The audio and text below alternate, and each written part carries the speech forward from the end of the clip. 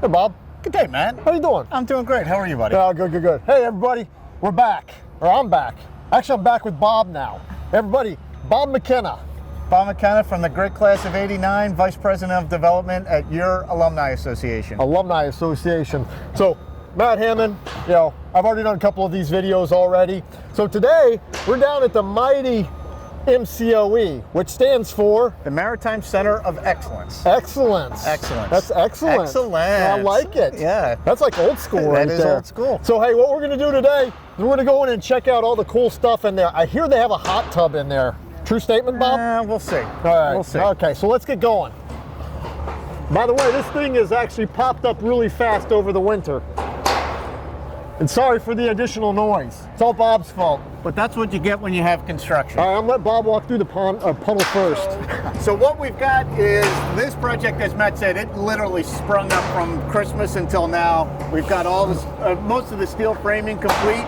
They enclose the bottom floor because they're still pouring concrete, doing all kinds of stuff. Plus, it keeps the guys that are working inside a little bit toasty warm in the New England winter. So far so good. We're gonna walk across a little bridge here, so be careful. Yeah. So this is the entrance to the Welcome Center. I'm just kidding. It's not. So as you can see, it's a lot louder than what I think we expected in here.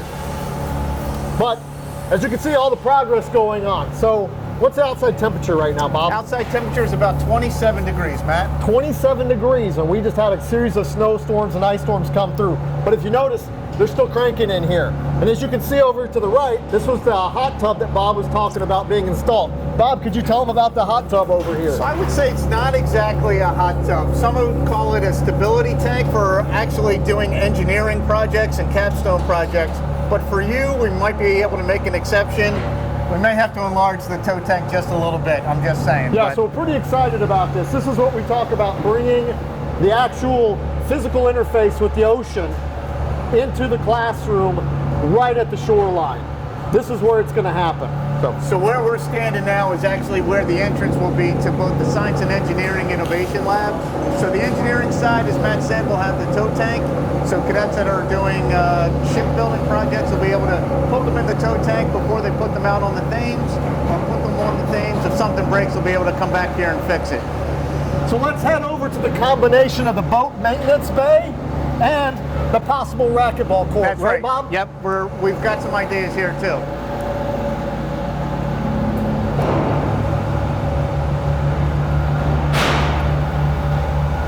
Awesome laser level.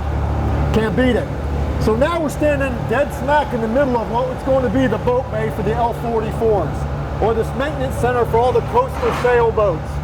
So what you've got here is a really state-of-the-art workspace. Energy efficient, allows us to comply with all environmental standards. It's got a water retention basin right here in the middle of the boat bay. I don't think there are many places in the Coast Guard that currently have this. So this stuff is extremely exciting, and it really is going to give the cadets a vision of what our facilities could and can look like in the future. So this will be the first LEED building, the first LEED certified building because of its environmental and sustainability that we're bringing to the project. And as Matt alluded to, this is not necessarily a racquetball court, but it's certainly going to be bigger than a racquetball court. With Pine Hall, we couldn't fit any of the L-44s inside. We're going to be able to fit 2 L-44s inside the boat bay. So in cold New England weather, they're going to be able to work on both boats at the same time, or 2 boats at the same time in here. So it's just adding capability and capacity that just didn't exist on campus before. Super exciting, yep. Super exciting. So, and as you can see, they're still working aggressively in here right now. So between the contractors working with our good friends in the Alumni Association, our team continuing to provide those insights and all the additional information that's required. Really exciting. Things coming together really, really fast. So I think what we need to go take a look at, though, is the most important portion of the building, which is the laundry facility. Because without laundry, we're not getting anything done. No, we're keeping it clean, keeping it clean. Keeping it clean. I like that. So Matt, you're an engineer, right? Naval engineer. I'm a mechanical engineer by education and a naval engineer by Coast Guard career. So definitely a building that was supposed to mirror and look like a boat, a vessel of some sort. You can't tell that from here. But what's amazing is below the surface, and I don't know if you want to talk about this or not, but there are 160 piles that have been driven down into the ground to support this structure. So people are like, how can you build so close to the waterfront? You may ask, how can you build so close to the waterfront? Well, apparently what you do is you drive all these piles down into the bedrock. Wow. And then this facility is sitting on, basically suspended on the bedrock. Yep. Right? And then so technically, let's say that the water level was to rise, well, the building is solidly grounded in the bedrock. And this floor is actually designed so theoretically, if say water was to come through here and then recede, you wouldn't lose your building. Your building would still be intact. So it's actually designed to withstand environmental concerns as we move into the next century and the century after that. Yeah, So. precisely right. All the equipment's going to be on mobile benches, so if they do have to move it up because of potential flooding, they'll be able to take the elevator, move all the equipment upstairs or somewhere else on campus. All the utility drops will come from the top of the ceiling as opposed to coming, even though you see the conduit here, the conduit will go up into the ceiling and then run back down again. So that way, if there is a problem, we don't have a washout. Yep. And so I think before we go, very important, I think the laundry is supposed to be right over there. Big pipes for the laundry. Big pipes, big pipes. So as you can see, lots of work going on. Amazing progress in the middle of the winter in New England. Who would have thunk it? Really smart effort, smart work, smart design. Whew. So what do you think? It's impressive. It's big. You can see the curvilinear designs. You can see where the laminated beams are going to go. So yeah, yes you can.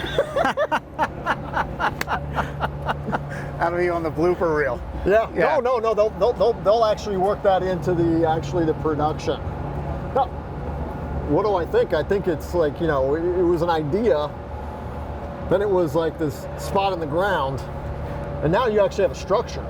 I mean, a legitimate structure going up really fast, actually. Yeah, it's going to be amazing. So where you see the crane now, they're getting ready to put, as Matt mentioned, the laminated wood arches, and there'll be like a gunnel beam that goes around horizontally, and then the wooden arches will pick up from where the roof stops right there, and then it runs out. So there's a steel brow that'll come out this way as the building orients directly due north to due south.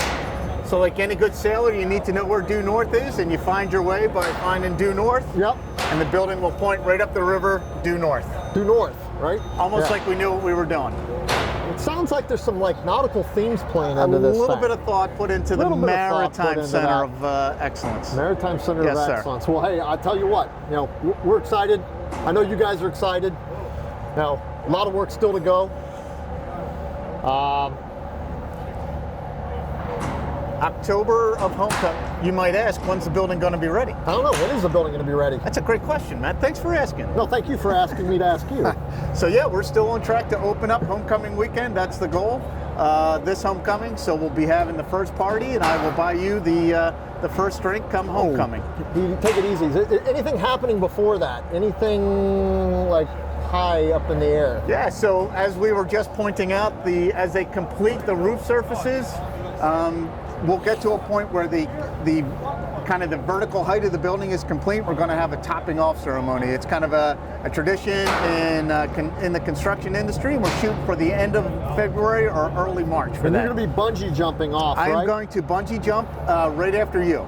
So Okay, I heard you're all right. going first, and No. then I'm Remember, going to follow you're you. bungee jumping. I actually have to dive into the pool, the hot tub. Into the hot tub. Yeah. Done, Okay. done deal. Done Okay. deal. Fantastic. Yeah. Well, hey, Yeah.